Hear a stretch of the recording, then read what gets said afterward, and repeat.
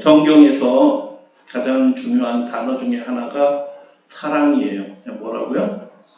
성경에서 제일 중요한 단어 중에 하나가 사랑이에요. 성경에서만 중요한 것이 아니라 우리의 일상생활에서도 사랑이 정말 중요해요. 가정에서 제일 중요한 게 뭘까요? 사랑이에요, 사랑. 그 사랑이 점점점 없어지는 시대에 우리가 살고 있어요. 종말의 현상에 사랑이 식어지리라 라고 그렇게 말씀하는 것입니다. 그래서 오늘은 사랑에 관한 말씀을 잠깐 나누겠는데요. 성경에서 하나님의 사랑을 나타내는 단어로 사용된 그 단어가, 특별한 단어가 하나 있는데 그것은 아가페예요. 아가페. 그런데 구약 성경에서 아가페가 나오는 책은 딱 한 군데밖에 없습니다. 무슨 책이냐 하면 아가서에만 아가페라는 사랑이라는 말이 아가서에서만 나와요.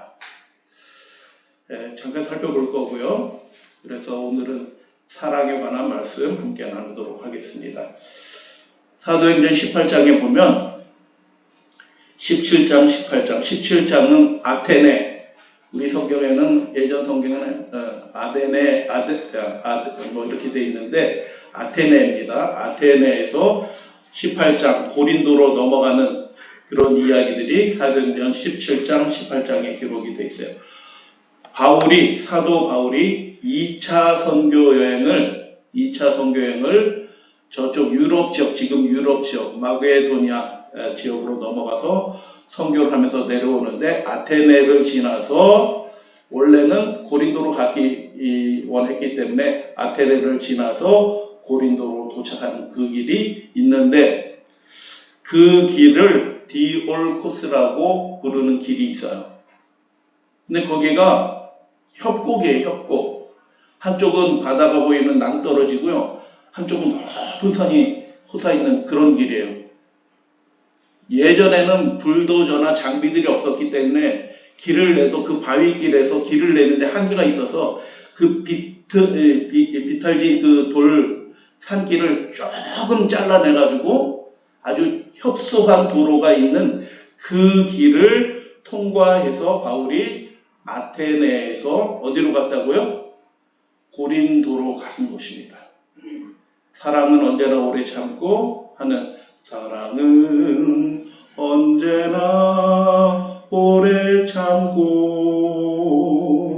사랑은 언제나 온유하며 라고 불려지는 그 사랑의 찬가가 기록된 곳이 고린도 전서 13장이거든요. 근데 그 고린도, 바울이 사랑했던, 그리고 무려 1년 6개월 동안, 18개월 동안 사역을 했던 그 고린도 교회에 편지를 보내는데, 그 편지를 보내는 그 인연이 언제 생겨났냐면 바울이 선교여행을 하다가 아테네에서 고린도로 넘어가는 곳입니다. 근데 그 넘어가는 길이 어떤 길이라고요? 아슬아슬한 길이에요. 겁나는 길이에요. 무서운 길이에요. 그래서 그 길 이름이 디올코스라는 아주 짧은 길인데, 심리 좀 넘어가는 길인데 무서운 길이에요. 좁은 길인데 한쪽은 낭떠러지, 사람도 드문 그런 길을 바울이 누구를 위해서 간 걸까요? 예수 그리스도를, 하나님을 알지 못하고 예수님을 알지 못하는 그 백성들에게 증거하기 위하여 그 길로 간 것입니다. 그래서 제미나이한테 물어봤어요. 자료들을 다 주고, 문헌 자료들을 다 주고, 지금도 남아있어요. 이 디올코스 길이 남아있는데 지금은 많이 불도저로 밀고 해서 넓어졌는데 예전에는 요만한 길인 것입니다. 바울이 이 험난한 위험한 낭떠러지 길, 아슬아슬한 길을 복음을 들고 예수님을 증거하기 위해서 그리로 가는 것입니다. 근데 그 그리로 가는 그 길의 경험이 생각이 나요. 편지를 쓸 때 내가 고린도로 갈 때 그 길로 갔던 그 경험이 생각나면서 바울이 편지를 쓰는데 고린도전서 16장까지 있는데 그 13장에서 사랑에 관해서 설명하면서 바울이 아주 특별한 표현을 하는 것입니다. 무엇이냐 하면 사랑은 언제까지나 뭐 하지 않는다고요? 떨어지지 않습니다. 라고 그렇게 말하는 표현이 있어요. 그래서 떨어지지 않는다는 것은 에너지가 쭉 떨어진다, 기름이 떨어진다 뭐 이런 게 아니고 정말 낭떠러지에서 떨어지는 거예요. 이제 언제까지라는 말은 뭐 틀린 말은 아닌데 좀 더 정확하게 번역을 하면은 결코라는 말이에요. 사랑은 절대로 결코 떨어지지 않습니다. 라고 그렇게 말하는 것입니다. 그래서 그 경험을 가지고 말하는 건데 이때 사랑이라는 말이 무슨 말이냐 하면 아가페라는 말이에요. 근데 그 아가페라는 말이 그 당시 사회 속에서 사용되는 일반적인 말이 아니고 사람들에게 좀 낯설은 말이에요. 특별한 말이에요. 여러분 에로스라는 말이 열정적인 사랑이잖아요. 남녀 간에만 열정적으로 사랑하는 것이 아니라 하나님도 그렇게 열정적으로 사랑할 수 있어요. 그래서 인간이 하나님을 섬기는 그 사랑을 표현할 때 에로스도 사용할 수 있는 것입니다. 필레오, 친구나 건강한 가족 사이에서 나누는 아주 친밀한 관계, 그런 사랑이 필레오예요. 이 세상에는 에로스도 필요하고 필레오도 필요하지만 바울이 사랑은 절대로 결코 떨어지지 않습니다 라고 이야기할 때 그 사랑은 아가페인 것입니다. 그래서 왜 아가페로 그렇게 썼을까? 모두에 말씀드렸던 것처럼 구약 성경에서 아가페가 나오는 성경책은 오직 아가서밖에 없어요. 그리고 아가페라는 말 자체는 고전 헬라어에서 그 당시 사람들이 쓰는 일상적인 말이 아니에요. 그러니까 일상적인 말이 아닌 용어로 사랑에 대해서 설명하기 때문에 그 일상적이지 않은 아가페라는 말이 낯선 단어예요. 근데 그 아가페라는 단어가 무슨 뜻이냐 하면 아가페 우리가 하잖아요. 아가페가 무슨 뜻이냐 하면 그 단어적인 의미는 어느 쪽으로 기울어지는 누구누구에게 마음이 향하는 이런 뜻이에요. 마음이 그 사람에게 그쪽으로 쏟아지는 그 모습을 아가페라고 한 것입니다. 그런데 이 아가페라는 단어가 그냥 일반적인 그런 희귀한 뜻인데 이 성경을 기록한 하나님의 영을 받고 예수님의 마음이 그 마음속에 있는 이 바울과 그 동역자들이 편지를 쓰는데 뭐라고 쓰냐 하면 에로스 써도 돼요. 에로스 써도 되거든요. 그런데 이 아가페라는 희귀한 단어를 사용해서 구약에 나타난 그 사랑의 하나님 그리고 예수 그리스도를 보내주신 그 아버지의 사랑을 나타내기 위해서 그들이 잘 모르는 낯선 단어인 아가페를 사용해서 새로운 의미를 부여했다라는 것입니다. 고린도전서 13장 4절에서 7절에 사랑에 관한 그 아가페에 관한 15가지 묘사가 기록이 되어 있어요. 아가페에 관한 15가지.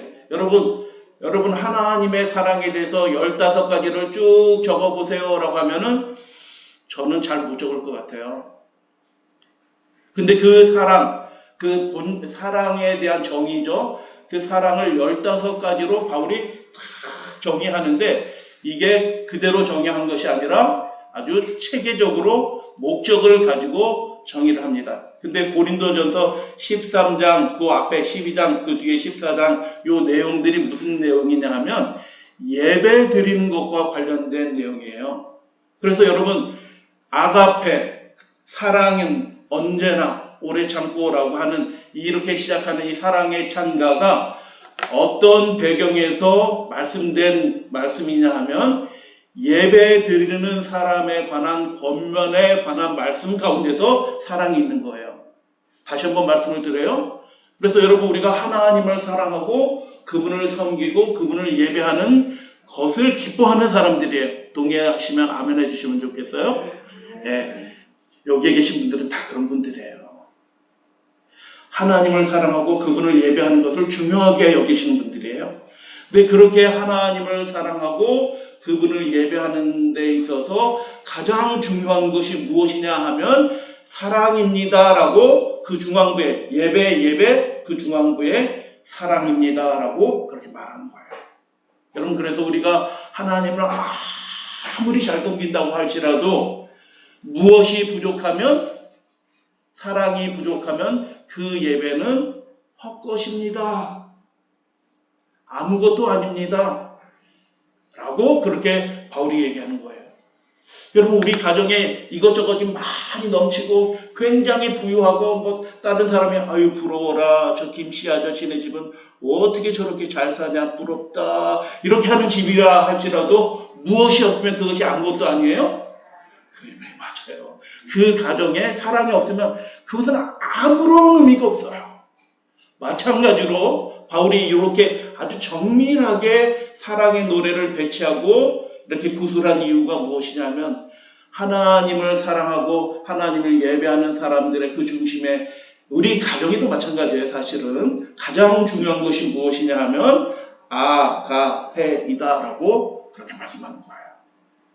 그래서 우리의 삶 속에서 하나님을 예배하는 우리의 삶 속에서 하나님의 그 사랑이 충만하게 되기를 주님의 이름으로 축복합니다. 여러분 사랑이신 분이 세상을 창조하셨어요. 이 만물을 지으셨어요. 호흡하고 움직이는 모든 생물들을 그 사랑이신 분이 만드셨기 때문에 이 세상이 죄로 타락하고 망가졌지만 여전히 이 세상 속에는 사랑의 모습을 발견할 수 있을까요? 없을까요? 발견할 수 있는 것입니다.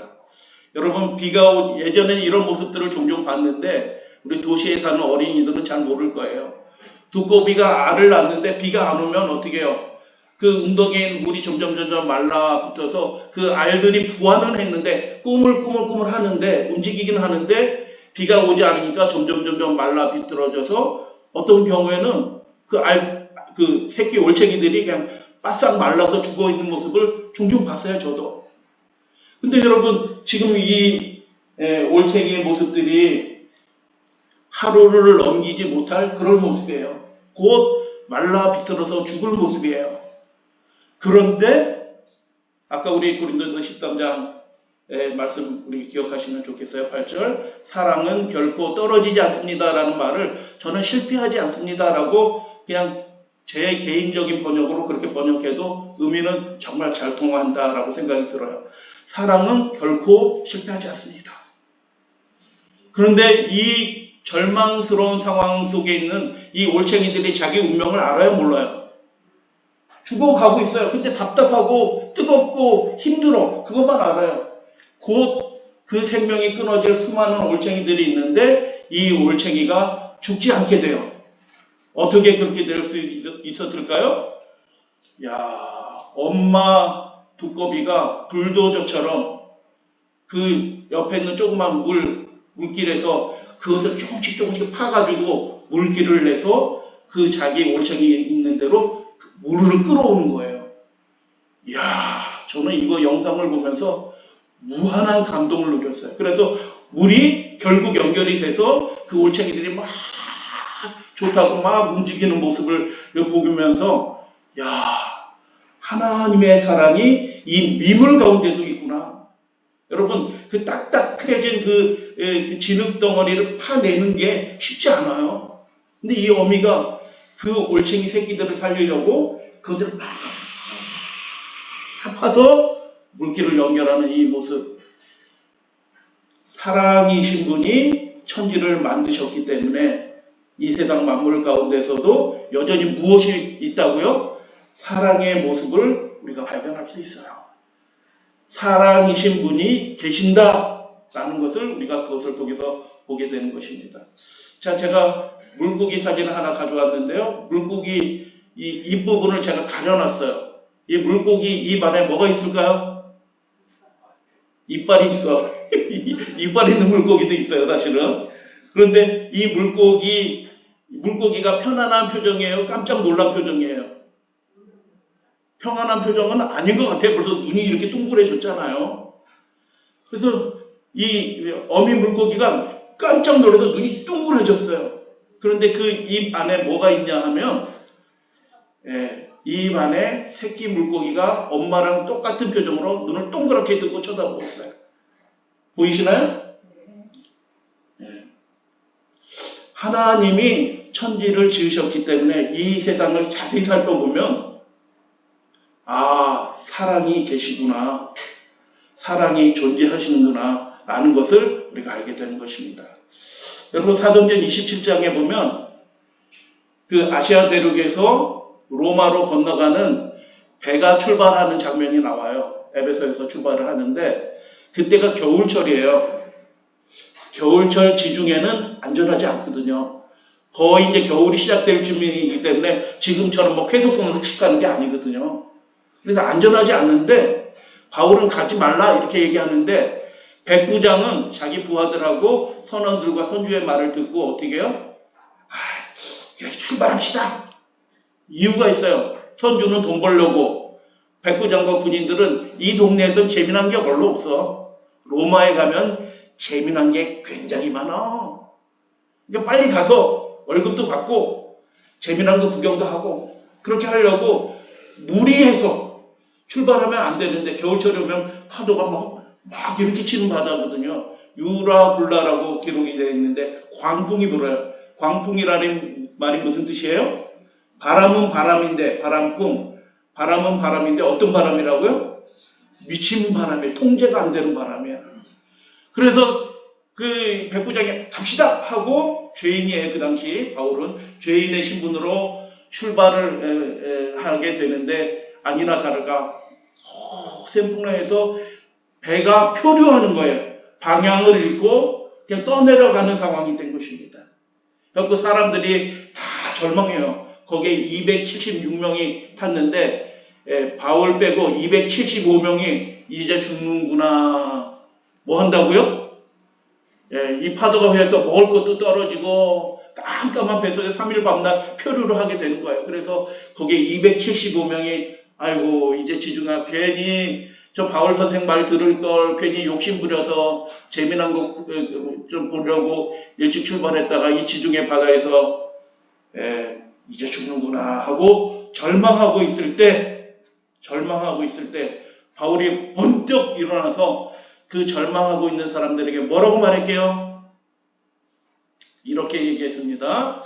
사도행전 27장 34절 너희 중 머리카락 하나도 잃을 자가 뭐하다고요?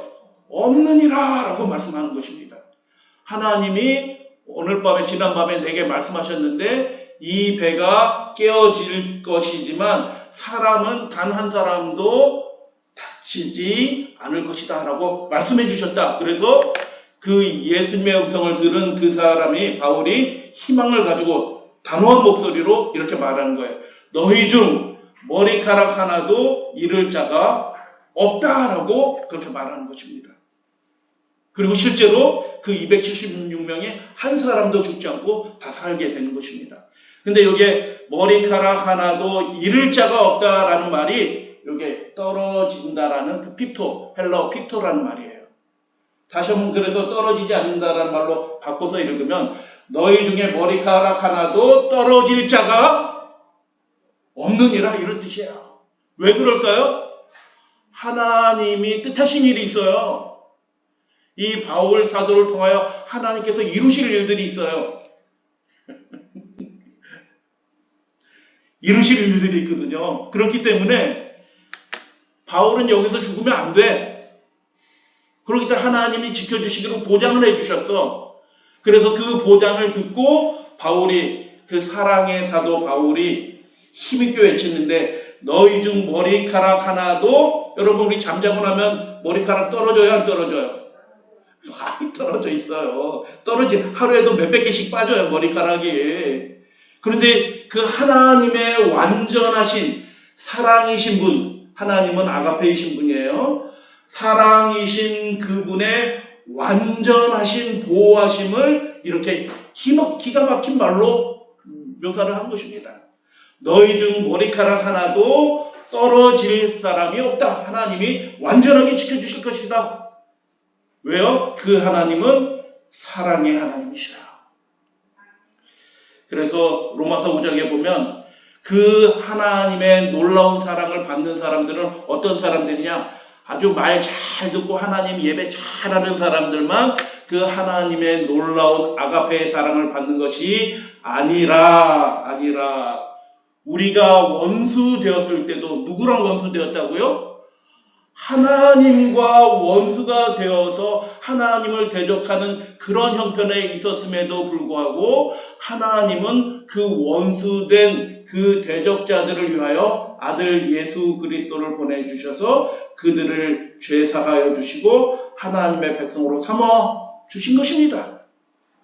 그래서 하나님의 그 사랑, 아가페의 사랑은 받을 자격이 있는 사람에게만 주어지는 사랑이 아니라, 여러분 그렇잖아요.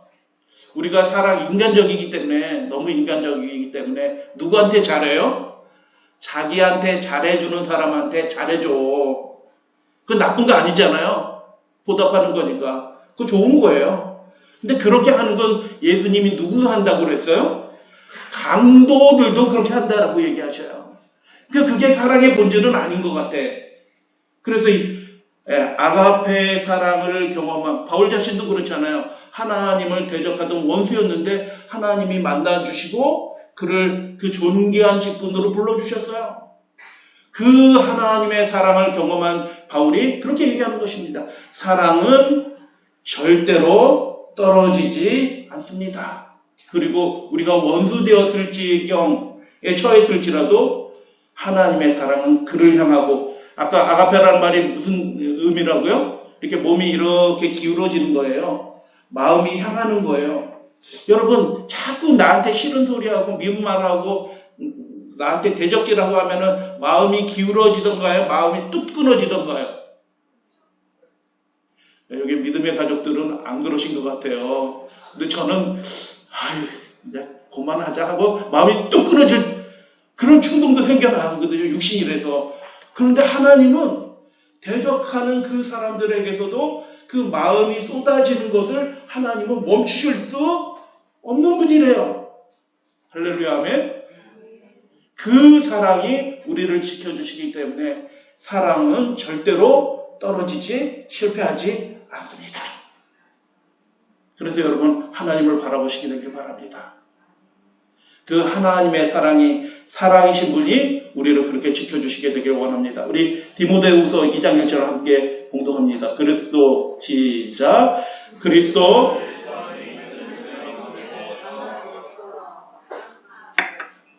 예수 안에 있는 그분의 은혜 가운데서 우리가 어떻게 된다고요? 강해진대요.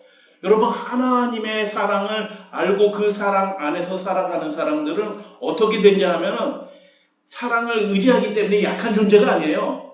하나님의 사랑은 강력한 사랑이에요. 새롭게 하는 사랑이에요. 만물을 창조하신 사랑이에요. 그렇기 때문에 예수 안에 있는 그 은혜, 사랑 가운데서 우리는 강해진다라고 그렇게 말씀을 드려요. 여러분 아가서의 구약 성경에서 아가페가 나오는 책은 어디밖에 없다고요? 아가서에만 나와요. 근데 아가서는 무슨 내용이에요? 연애질을 하는 내용이에요. 연애질. 솔로몬 왕이 술람미 여인을 향해서 연애질을 하는 얘기예요. 그런데 그 이야기 가운데서 섭리적으로 아가페라는 단어가 10번 딱 쓰여지는데 잠깐 그 중에 몇 개를 보여드려요. 5장 8절. 내가 사랑으로 뭐가 났다고요? 사랑 때문에 병이 났대요. 여러분 하나님의 사랑이 우리를 향하는데 그 사랑이 이루어지지 않게 될 때, 그 축복하는 마음이 이루어지지 않게 될 때 그 사랑이신 분의 마음에 뭐가 생겨난다고요?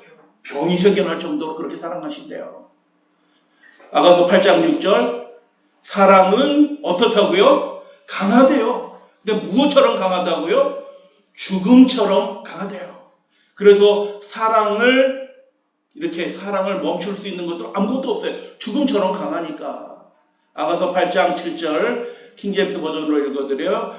수많은 물들로도 사랑의 그 뜨거워 타오르는 불꽃을 어떻게 할 수 없다고요? 끌 수 없대요. 사람이 자기 집 재산을 다 팔아서 그 사랑을 살려고 해도 말릴 사람이 있다고요? 없다고요? 없대요. 그렇게 마음이 막 쏟아지는 거야. 마음이 쏟아져.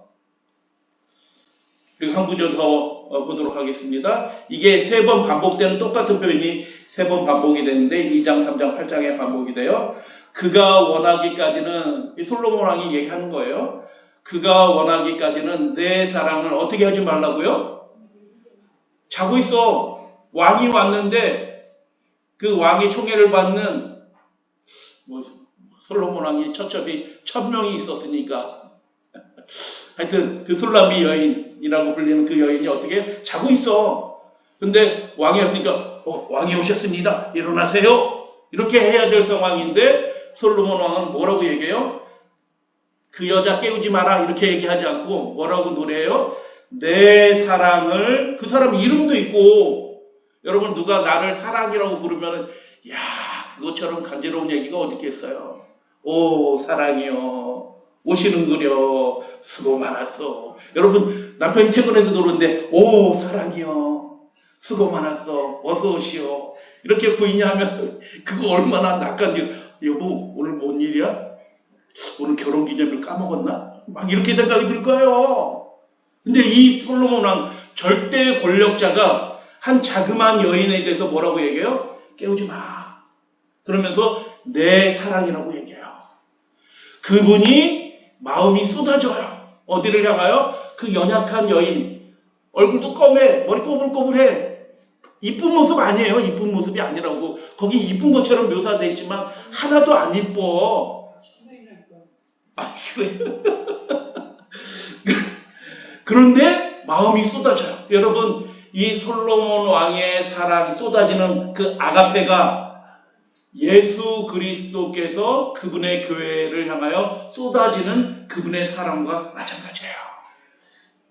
여러분, 하나님의 그 크신 사랑이, 아들까지 내어주는 사랑이 지금 누구를 향해 기울어지고 있다고요? 우리를 주목하고 우리에게 나눠주고 있는 것이에요.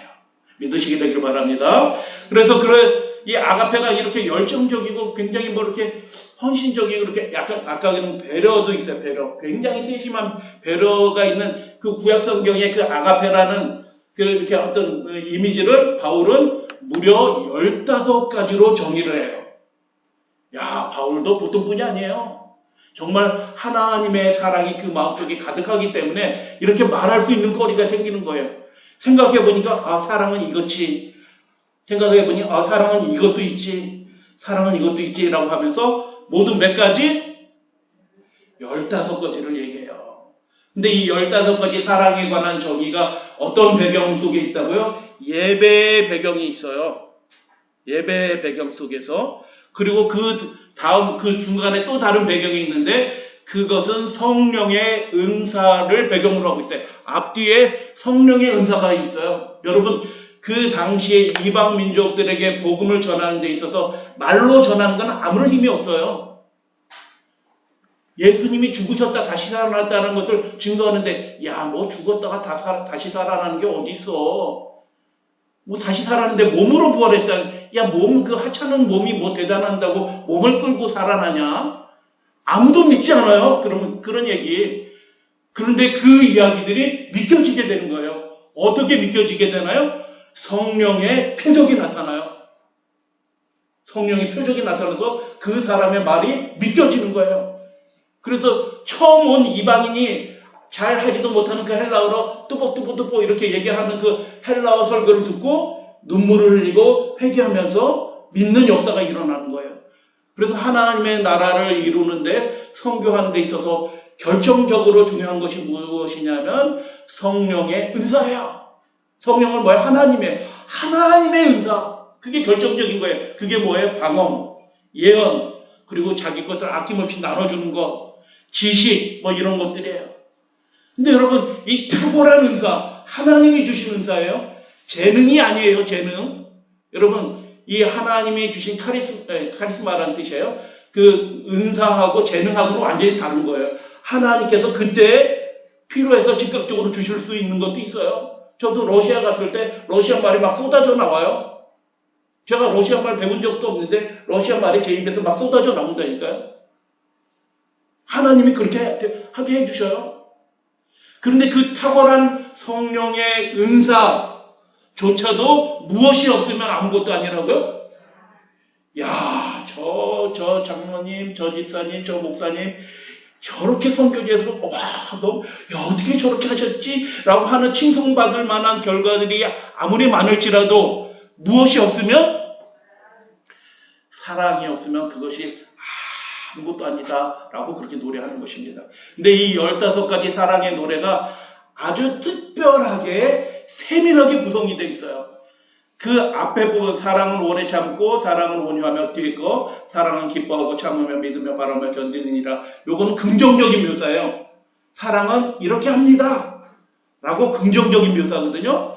그런데 이 중간에 있는 것은 사랑에 관한 부정적인 정의예요. 사랑은 하지 않는 것도 사랑이에요. 여러분 그렇죠?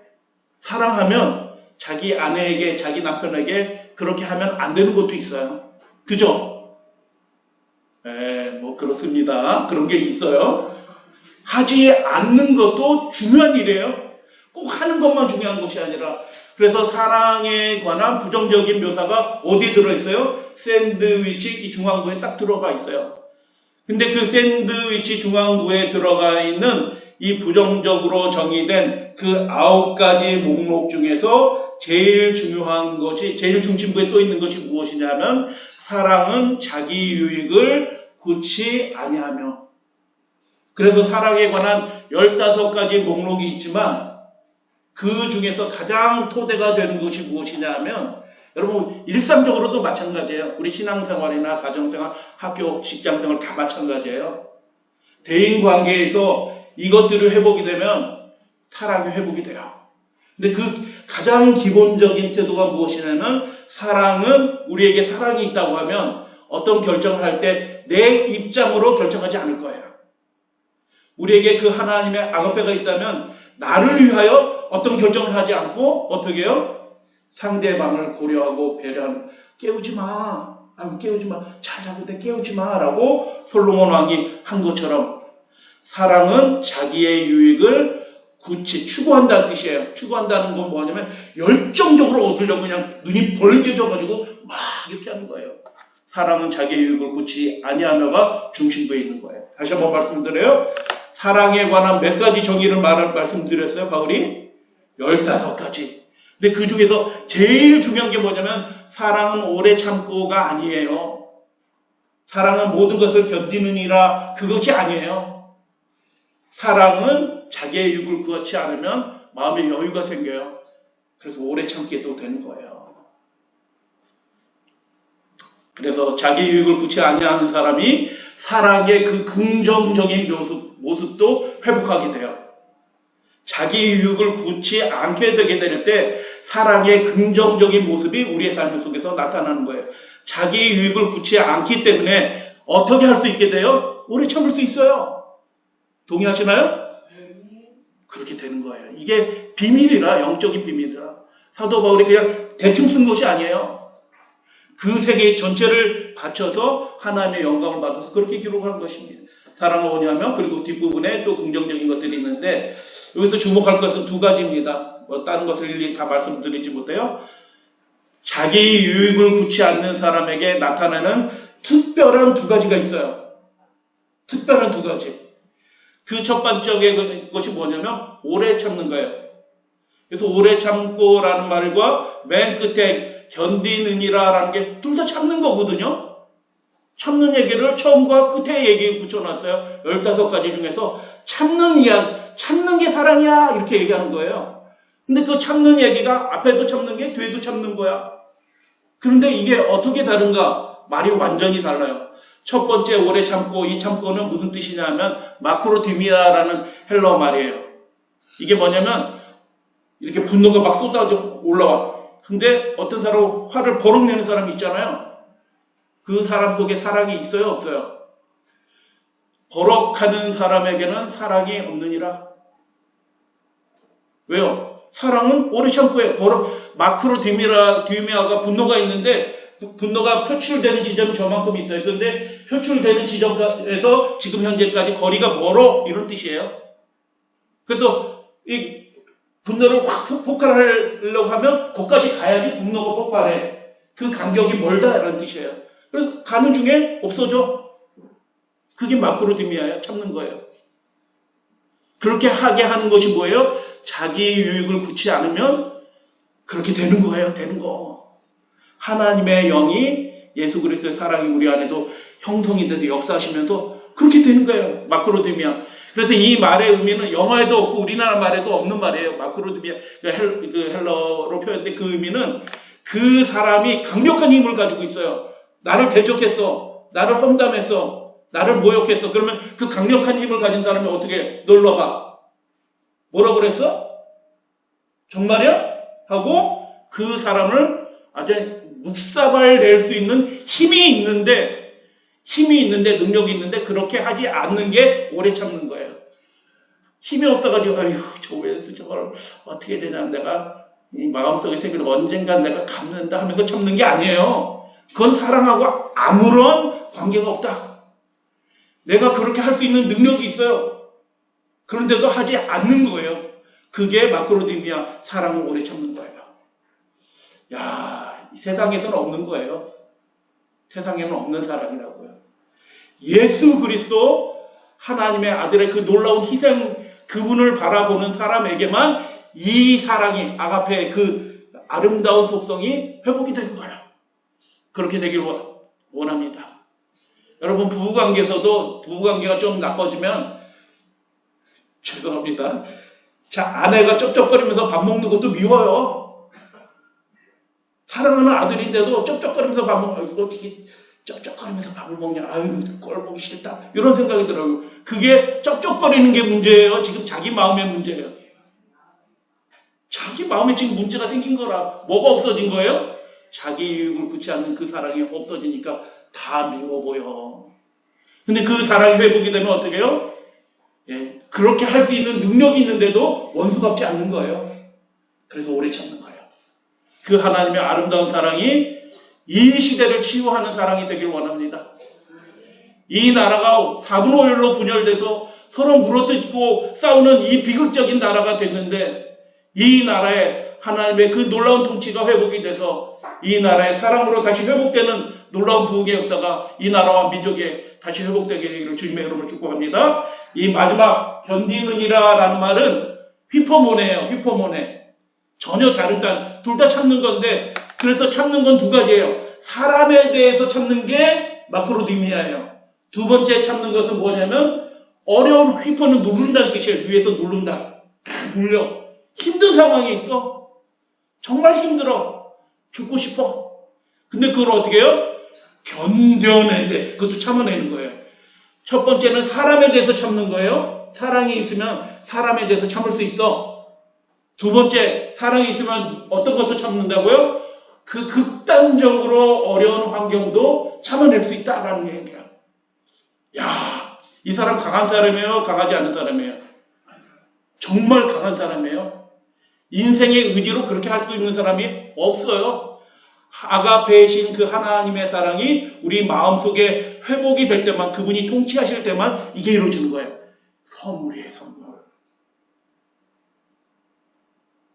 그러고 생각하면, 야, 어떨 때는 내가 사랑에서 너무 멀리 떨어졌구나라는 생각을 하게 됩니다. 근데 여러분, 마크로디미아 휘퍼몬의 이 말에 딱 어울리는 한 인물이 있네요. 그 누구예요? 예수님이에요. 예수님이 십자가에 달려 돌아가실 때 그 사람들이, 그 비루한 인간들이, 죄인들이 예수님을 대해서 모욕하면서 침뱉고 이렇게 하는 그 장면에서 하나님이 그분의 신성을 드러내서 무엇이라? 이렇게 해버리면 어떻게, 그들이 그 앞에서 다 엎드러졌을 거예요. 근데 그분이 그런 능력을 가지고 계셨음에도 불구하고 그들에 대해서 진노하지 않고 그들의 죄를 십자가에서 사하셨어요. 할렐루야, 아멘. 사랑은 오래 참고예요. 예수님의 모습이에요. 그분이 그런 능력이 있었지만 그렇게 하지 않으신 거예요. 사랑이 있었기 때문에. 예수님의 십자가의 고난은 아무도 이해할 수 없어요. 마귀가 직접 개입해서 주는 시험이에요. 극도로 어려운 그 최악의 짐이 예수님 위에 그분의 심령을 짓누르고 있었어요. 그런데 예수님은 견뎌내셨어요. 어떻게 그렇게 하실 수 있었을까요? 하나님의 그 사랑이 그분에게도 있었기 때문에. 이제 말씀을 마치려고 합니다. 사랑은 그래서 자기 유익을 구치 않는 그 하나님의 사랑이 우리의 마음속에 있으면 어떻게 된다고요? 두 가지가 이루어진대요. 오늘 두 가지만 일단 말씀을 드렸어요. 견뎌내게 된대요. 야, 견뎌낼 수 없는데 견뎌내게 돼요. 그리고 두 번째, 이겨내게 되는 거예요. 그 어려운 환경. 야, 저분 교회 안 다니겠다. 아, 저렇게 어려운데 어떻게 교회 나오겠어? 하나님 신앙 버려도 어쩔 수 없네. 야, 저렇게 힘든데 어떻게 하나님을 믿냐. 이렇게 싶은 상황인데도, 아, 교인들이 다 걱정해. 아, 저분은 이제 교회 못 나오겠네. 하는데, 다음 주 안식일에 딱 오신 거예요. 깜짝 놀래. 목사님부터 그 신도들 전체가 다 어떻게 교회 나오셨지? 그 어려운 환경을 이겨내고 나오게 하시는 것입니다. 고린도전서 13장 8절 다시 한번 봉독합니다. 사랑 시작.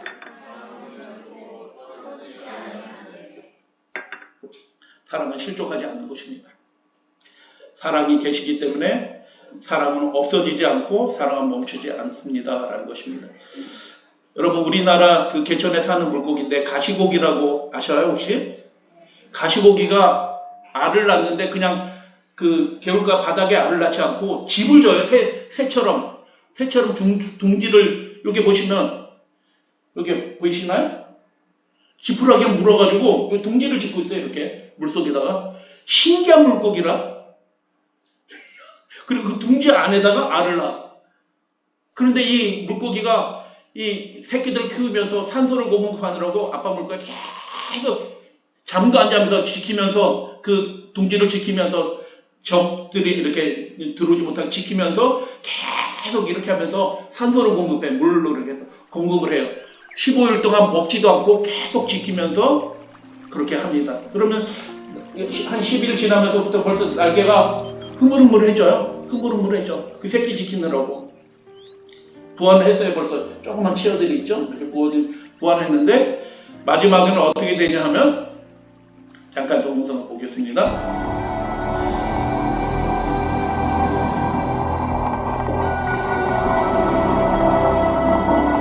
둥지를 짓기 시작하면서부터 새끼를 모두 키워내기까지 지난 보름 동안 녀석은 아무것도 먹지 않았다. 오직 새끼를 교육시키고 지키는데 있는 힘을 다하여 큰 가시가 될 수 있어. 그의 아비가 때 자신도 아비의 일을 하고 이제 장엄하게 그 승을 마감한다.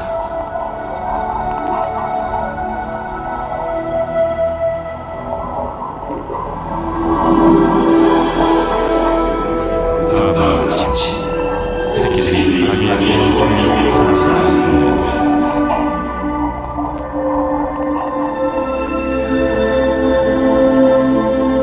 아비는 조수로 자신의 힘을 바쳐 사냥에서 새끼들에게 먹게 하리라.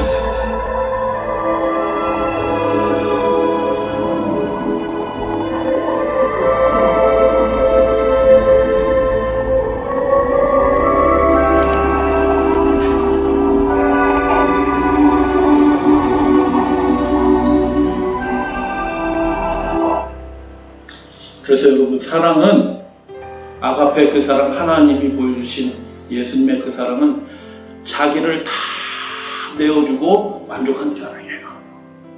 내 것 더 많이 쳐서 많이 챙겨놔서 기뻐하는 사랑이 아니라 자기 것을 완전히 다 내어주고 안심하는 사랑. 그것이 예수님의 사랑, 하나님의 사랑인 것입니다. 사랑은 결코 떨어지지 않습니다. 머리카락 하나도 잃지 않도록 하나님의 그 사랑이 그분의 백성들을 지켜주십니다. 이 시대에 필요한 것이 그 사랑이다 라는 것을 우리가 다시 한번 믿음으로 고백하는 우리 믿음의 가족들 되어주시면 감사하겠습니다. 시편 139편 주에게서는 흑암이 숨기지 못하며 밤이 낮과 같이 비추십니다. 그분의 사랑은 어둠이 없는 사랑이에요. 조금도 자기를 위한 사랑이 하나도 없어요. 100% 우리 인생을 향하는 그 아버지의 사랑이 결코 실패하지 않을 것입니다. 결코 떨어지지 않을 것입니다. 우리가 그분의 사랑을 대면하여 보게 될 것을 여러분 믿으시게 되길 바랍니다. 에베소 6장 우리 주 예수 그리스도를 그래서 우리도 어떻게 하게 된다고요? 변함없이 아가페하는 하나님의 백성이 되게 됐다라고 이렇게 바울이 고백하는 이 고백이 저와 여러분들의 고백이 되기를 바라면서 오늘 말씀을 마칩니다.